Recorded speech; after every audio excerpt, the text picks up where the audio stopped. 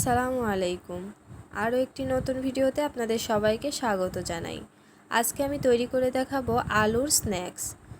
তো এখানে আমি মাঝারি সাইজের কয়েকটা আলু নিয়েছি।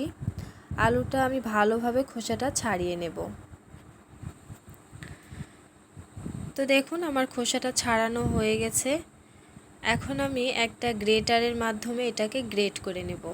আমি এখানে ছোট ছিদ্রটা দিয়ে গ্রেট করে নিয়েছি।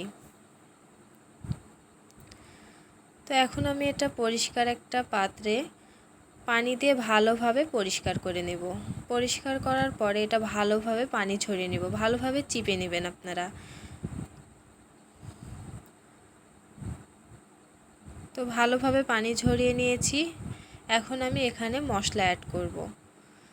তো এখানে আমি প্রথমে যেটা নিয়েছি, একটা কাঁচামরিচ, একটা পেঁয়াজ কুচি, হলুদের গুঁড়া, মরিচের গুঁড়া, পরিমাণ মতো লবণ। লবণটা আপনাদের স্বাদ অনুযায়ী ব্যবহার করবেন। তো মশলাগুলো আমি ভালোভাবে আলুর সঙ্গে মিশিয়ে নেব।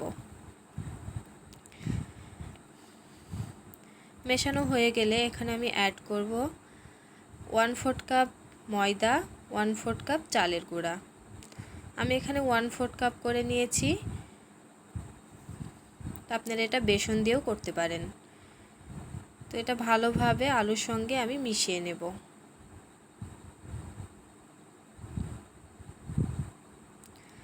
আলুর সঙ্গে ভালো করে মেশানো হয়ে গেছে। এখন আমি এটা একটা শেপ দিয়ে নেব।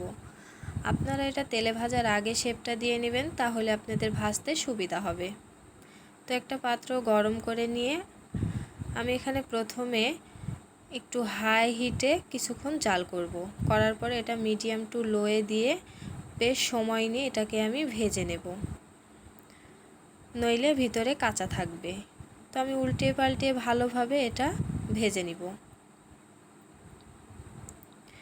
এ পর্যায়ে দেখুন আমার স্ন্যাক্সটা ভাজা হয়ে গেছে। এখন তেল ঝরিয়ে আমি এটা উঠিয়ে নেব।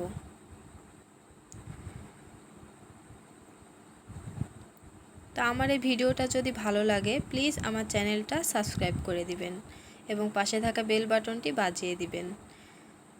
নিত্য নতুন ভিডিও দেখতে আমার পাশে থাকবেন। আল্লাহ হাফেজ।